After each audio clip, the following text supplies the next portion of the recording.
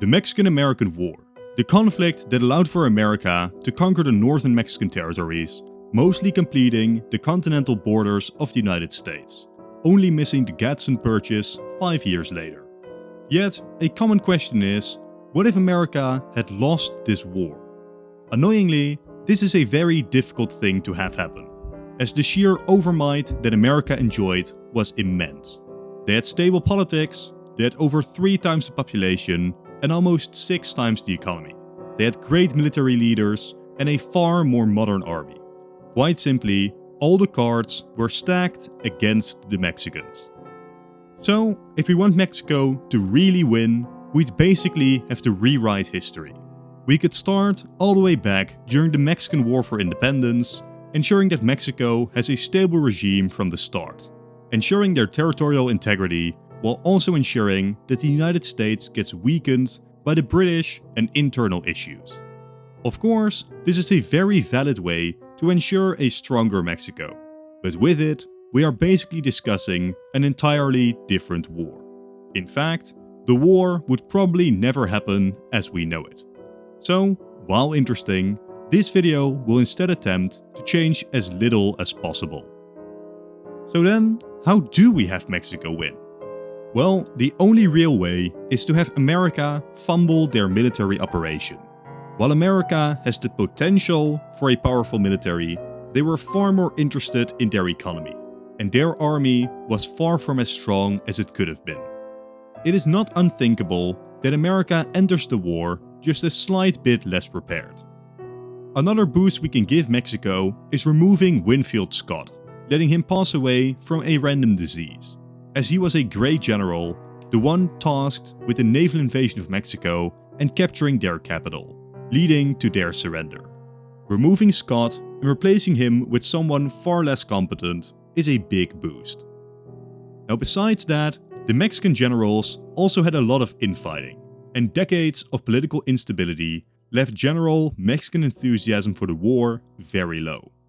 Now we aren't going to change much about this period, but at the very least, we are going to need Mexican leaders to temporarily swallow their pride and cooperate better on military matters. Now despite these changes, America will still have no issue overrunning the northern territories of Mexico. These regions were only scarcely controlled by the Mexicans, but in reality, they were still mostly populated by natives. Mexico will have little shot in holding on to these territories. What they can do though, is attempt to arm native groups like the Comanche to harass the Americans for the time being. But after this, Mexico continues the fight, and American progress is very slow. Much like in our timeline, President Polk, desperate to end the gridlock, especially with the 1848 election approaching, decides upon a naval invasion that is hoped to capture the Mexican capital and end the war. All things considered, this would be a risky operation for the Americans, going deep into Mexican territory with little in the way of supply routes. But a combination of good leadership and Mexican infighting would allow the Americans to succeed. Still, this invasion is our best shot at creating a Mexican victory. Here, we need to insert a surge of nationalism and fighting spirit for the Mexicans. In Veracruz, the city that the Americans land from, we have harsher guerrilla warfare resisting them. But more important are the Mexican forces themselves. They work together well, seeing the narrow American route towards Mexico City. There were several battles where the Mexicans could have scored at least a limited victory. If here, America faces their most humiliating defeats and the invasion is pushed back to the coast again, American morale would start to greatly suffer. Now after this, the war shifts back to the north and America does still continue to win victory after victory. Yet, much to the annoyance of President Polk, the Mexicans are just not surrendering. Which means that while the war is still ongoing, we have the elections of '48. Now at this time, there were 2 parties in American politics, the Democrats and the Whigs. Their competition defined the era, but for our story, most important is their disagreement over the expansion towards the west. For example, the election of '44 had the annexation of Texas as a major point. The very annexation that would lead to a war with Mexico. It were mainly the Democrats who cheered this on. They were generally proponents of manifest destiny, and annexing Texas would mean war with Mexico, which would mean an even further expansion of the nation. On the other side were the Whigs, who focused on the risk that Texas's annexation would bring. There was an active border conflict with Britain over Oregon, which could quickly escalate into a larger conflict, which America would have no shot winning. Besides that though, there was another consideration for both parties. In 1844, there was a 13-13 balance between slave and free states. But this balance was in jeopardy. Adding Texas and Florida would temporarily shift the balance in favor of the slave states, but proponents of slavery hoped that other Western states could also adopt the institution, counterbalancing the expansion of free states in the North. In our timeline, James K. Polk of the Democrats won the '44 election, leading us to the Mexican-American War. But in our timeline, by the time of the election of 1848, the debate had shifted. There was no longer a debate on whether to expand westward, as it had already happened. The question now became what to do with the new territory. At the same time, victory in the war had led to a surge in popularity of the Democratic Party, who had presided over a healthy economy and great territorial expansion. The Whig Party got a massive crisis of confidence. So, rather than nominate one of their hardliners, they chose Zachary Taylor, a popular war hero from the Mexican-American War. The Whigs would go on to win the election, and Zachary Taylor set out to organize the newly gained territories. Now all of this is different now. The Mexican-American War, which would have already been ongoing for 3 years, is the focus of debate. This allows the Whigs to still field Henry Clay, who campaigns on a platform of pointing out the disaster that the war had become. Fearmongering would lead to panic amongst Americans that Britain might be planning to jump into the conflict as well. Though, in reality, Britain had no such plans. In light of this, Clay promises to end the war as soon as possible with a peace deal everyone can be happy with, finally ending the costly bloodshed. He clinches the '48 election and becomes the next US president. Now here, we reach a bit of a controversial part of the video. Clay would seek to sign a peace deal with Mexico, but just look at Mexico. They are exhausted and weak. Most of the nation is occupied. Clay cannot just make it out with nothing. I could imagine America only taking the Texan claims on Mexico. This would allow Clay to satisfy the war hawks, ensuring America didn't make it out of the war with nothing. Besides that though, Mexico makes it out intact. Of course, by all intents and purposes, this is still a loss for Mexico. Still, I consider it the closest to a realistic victory for Mexico that we can get, greatly reducing the amount of territory that they lost in the conflict. I'm sorry for the quick intermission, but by far most of you aren't subscribed. To keep up to date with all the latest releases, consider doing so. Thank you. Now after the war, Mexico isn't throwing some big victory party, and it's about to get even worse. Gold would still be discovered in California, leading to massive migration to the region. Now you may think that this is great for Mexico, but I doubt it. These northern territories were extremely scarcely populated. Within the modern state of California, only about 10,000 Mexicans resided. But soon, the territory would be overrun with tens of thousands more. On paper, this may be a good thing, but these wouldn't all be Mexicans. American prospectors aren't likely to just respect Mexico's sovereignty, and Mexico definitely isn't strong enough to enforce their borders at this time. Within Mexican territory, a large American population is growing, and anyone who remembers what happened with Texas can start growing concerned. But that's not all. The Mormons had already started their migration to the west during the Mexican-American War. By the time the war is over, the Mormons would have already started settling the Salt Lake area. For them, Mexican or American control would barely matter for now, and slowly, yet more Mexican territory is being settled by foreigners. Another issue that Mexico faces is Santa Anna, dictator for most of this time period. Victory in the war would only further his dictatorship, as his forces would have been crucial in throwing the Americans out.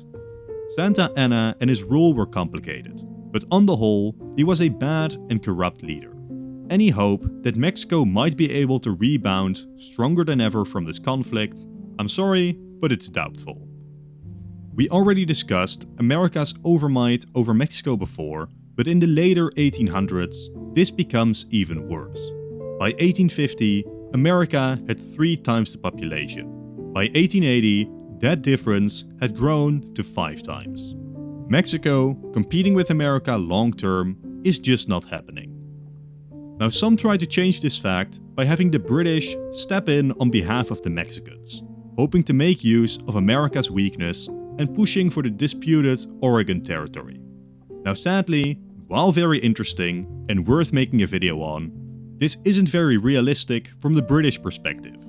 Britain and America had already sorted out the border in 1846, during the Mexican-American War. Britain at this time had way more important things to worry about and had for now decided on peaceful relations with America. America, as a positive trading partner, was worth so much more to Britain than the Oregon Territory could have ever been. Still, a lot has changed in this timeline when switching to the American perspective. By this time, slavery was simmering and swiftly becoming a major issue in the nation. By this point, both parties were still operating everywhere in the US, but increasingly, the northern and southern wings of the parties found cooperation more difficult. In our timeline, expansion into the West and the question about whether or not new territories should adopt slavery was a major catalyst in furthering the political divide. While this specific debate is now gone, plenty would still surface now. Immediately, a major point of contention would be Henry Clay's peace deal. I mean, just look at Mexico. They were on the ropes, yet Henry Clay let them go with the bare minimum consequences. This becomes especially insulting as the gold-rich California was left out of American control. I very much imagine that in the southern states, a type of stab-in-the-back myth could develop around Henry Clay, as he and the Whigs are blamed with purposefully allowing the Mexicans to get off light. After the war is over, we can expect that in the next election of 1852, Whig support in the South mostly dries up. The Whig Party had always been a broad coalition, barely held together, and the presidency of Henry Clay would likely start seeing this party run into major trouble. Clay's presidency might become even more controversial as states like Iowa and Wisconsin would be added to the Union, restoring a 15-15 balance to the nation. On paper, this might sound good, but now consider it from the perspective of the slave states. First, the northern states already have more than twice the population, giving them far more significant control over politics. But even worse, in the remaining territories that the US controlled, simple climate would steer most of them to become free states. After some reorganizations of territories, the focus turns onto the Kansas Territory, one of the few territories that might become a slave state in the future. This very likely leads to something like Bleeding Kansas in this timeline as well. For pro-slavery supporters, Kansas represented an important opportunity to protect their political power. For abolitionists, Kansas represented the opportunity to checkmate the slavers and work to weaken the horrific institution. Both pro- and anti-slavery settlers flood into the territory in a prequel to the coming crisis. Like mentioned, I expect the 1852 election to be a large defeat for the Whigs, causing the Democrats to heavily consolidate the South, as a new party begins to rise in the North. But before we discuss America further, let's discuss some changes around the world. We all know the famous story of Japan, where the isolated nation was suddenly opened up by American warships threatening them. But this, very possibly, doesn't happen in this timeline. President Clay surely wouldn't be interested in this venture, and America is far less established on the West Coast, making Asian trade far less of a point of interest. Does that mean that Japan remains still forever? Absolutely not. Japan was still ripe to be taken advantage of by the Western powers. Right after Commodore Perry showed up in our timeline, Russian, British, French, and Dutch ships quickly showed up as well. Clearly, other powers were also interested, but none of them had a rush. Commodore Perry was the starting sign to the other powers, who now became afraid that America could monopolize influence over Japan. Without America, it could take years or even decades longer before Japan is forced to open up. Not to mention that European powers might come in far more heavy-handed than the Americans did, though that is just conjecture. Still, even a couple of years would be very relevant to the future of Japan. The speed at which Japan modernized was insane, but it was not instantaneous, and delaying it by even a decade could have major consequences, assuming the butterfly effect hasn't removed it entirely. But let's assume that Japan still modernizes and broadly tries the same things as in our timeline.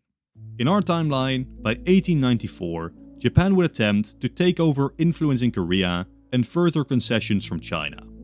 Yet, if Japan was delayed in this conflict by only a decade, Russia might have been a lot more established in the region already, making any such conflict more difficult. Also, Japan's victory in this war would lead to a partition of China into spheres of influence, further weakening the Qing, very possibly giving the final push that led to their full collapse. With this weaker Japan, we might have a more established Russia and a Qing that at least has a couple more years in them, with World War I potentially being the conflict that propels Japan into great power status. It should be clear that all sorts of events have been butterflied away due to changes in North America. But back to the Americans, we are likely still dragged towards civil war, which all things considered, of course, barring butterfly effects I cannot predict, would be relatively similar to our time militarily speaking. The Western Front was scarcely the most important, and the Union still holds all the advantages. Population, navy, military, we haven't fundamentally buffed the Confederates in any way. Unless Britain enters the conflict, the States will still beat the Confederates eventually, reunifying the nation. But while all this was happening, we have been ignoring Mexico. Their post-war period would be amongst the worst in Mexican history. Santa Anna furthers his dictatorship over the nation, but it soon becomes clear just how weak Mexico now is.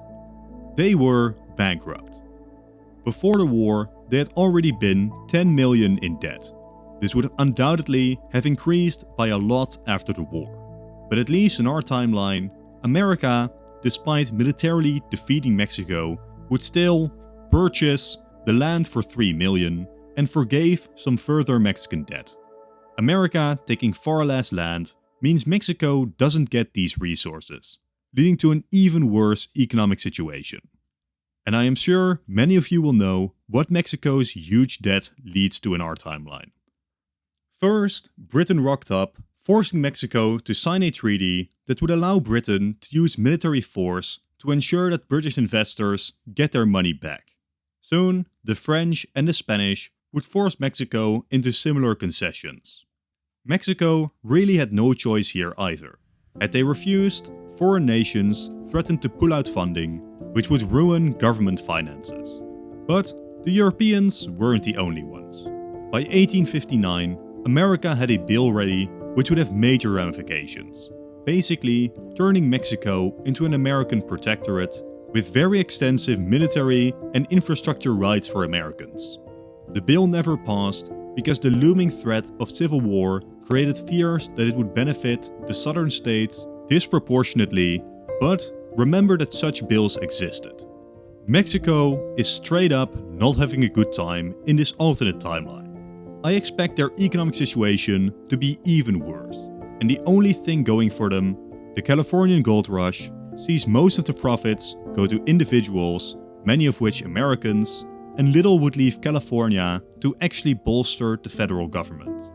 I very much expect that northern Mexico still gets overrun by American settlers, and even if Mexico tries their very best, they couldn't counteract this trend.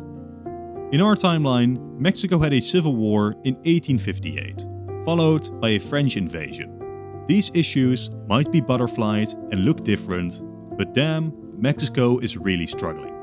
Across these issues, I expect America will not so kindly nudge Mexico into selling the Mexican cession somewhere in either the 1850s or 60s. But just because the external borders become similar at the end, though Mexico likely keeps just a bit more territory than in our timeline, this doesn't mean that everything is the same. We already discussed potential butterfly effects elsewhere, but even the details within the US are different. Obviously, the road and the specifics of the Civil War are different, but there are other minor changes. For example, out of all of the territory that Texas claimed, they had to give up a bunch in our timeline. In this alternate timeline, creating this small of a state to the west of Texas would not be something that anyone was interested in, allowing Texas to keep far more of the territory. Another matter would be the Mormons, who would have basically been operating as an unrecognized independent state already when they were suddenly bought by the Americans later on. Some form of larger or different looking Utah would be very possible, which together with the different Texas and different Mexican border would lead to radically different Western states overall. These are difficult to predict in detail, but America as a whole looks completely different. There is another serious possibility though. America was obsessed with trains, and they wanted a train to the Pacific. But the territories they initially controlled were difficult for this purpose, hence the later purchase of yet more territories. I think it is very well possible that after already allowing America to buy so much territory without a war, Mexico simply declines to sell further territories later on. A future American president pushing Mexico into concessions, or a later American treaty which forces Mexico to give up even more territories, could very easily end up with Mexico being far smaller at the end of this timeline, as America might just strip away even more of their sovereignty during this time period. All in all, it may have just been better for Mexico to have lost the war in the first place. For now though, this is the end of the video. Thank you all for watching, and consider leaving a like and a comment as well as subscribing. If you've enjoyed this video, click the video on top to watch another in this series. If you've already seen it, then I'm sure that the bottom video is great too. Once again, thank you all for watching, and goodbye.